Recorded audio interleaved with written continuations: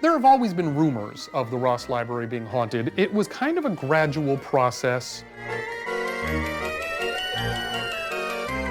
I'm the field leader and investigator with Lock Haven Paranormal Seekers. The library was founded in 1907. The building was originally built in 1887. It was the home of Robert Bridgens, mayor of Lock Haven. Bridgens passed away. His wife, Elizabeth, sold it to Annie Helenbake Ross, who lived here for a number of years, died in September of 1907 while she was on vacation in New Jersey. Her will left her home to the city on the condition it be made into the public library. It took City Council 3 years. Finally, they decided to, and Thanksgiving Day of 1910, they opened for their first time. This room we're in right now was originally the children's library. And before that, it was Annie's kitchen. So Annie is thought to be haunting the place. We have things happen. A lot of us have been here alone, working either before hours or after hours.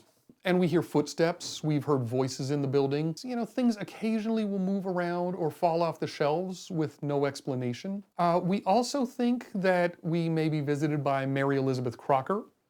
Mary Crocker was the third longest lasting head librarian we ever had. Mary was awesome. She was very forward thinking. She started a program to send books to the troops during World War II. And she saved a lot of books during the '36 flood. She was trapped in the building at the time, and as the floodwaters rose, she kept running up and down stairs, grabbing armloads of books, running them up to the attic to save them. She saved thousands of dollars worth of books, broke her shoulder doing it, and didn't stop. She passed away fairly young as well. She was only in her early 50s when she died, still while working on duty in the building. Okay, for me, it's all about the proof. It's not about what I think or theorize, though, in all honesty, you'll hear me theorize plenty. However, it's about what I can back up and show you and prove. We check everything we can, see what we can find, and try to rule everything out. And then, after we've come up with as many different explanations as we can, what's left may be the truth. There's our evidence. This is a digital recorder. It may be the most powerful tool in our whole arsenal. What we do is we do what's called an EVP session where we sit, let this run, and record to ask questions to see if we get any kind of a response. We just ask any question we think might get some kind of a response from anybody who's haunting the place. So I'm going to play you one. This one was from a few years ago. We were doing a fundraiser for some local Girl Scouts. And what you will hear is one of the moms say something like, "I have my 2 daughters with me and they'd like to play." Couple of seconds after that. I have my 2 daughters with me and they like to play.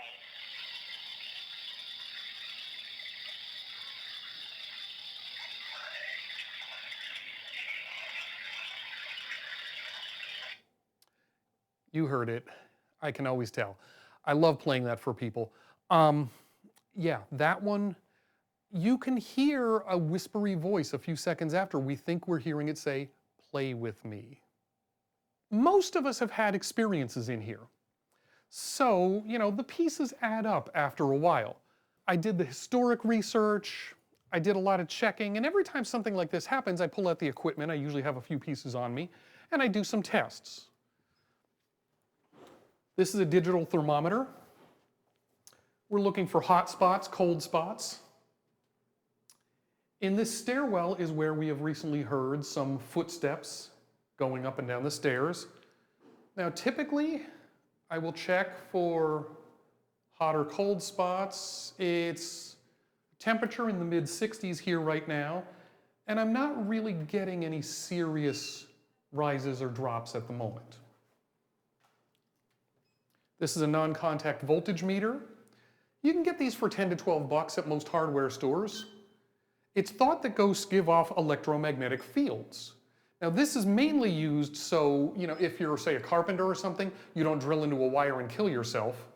However, sometimes these things will go off when there's no reason for it to, and then maybe you've got something. Maybe you've got signs of a haunting.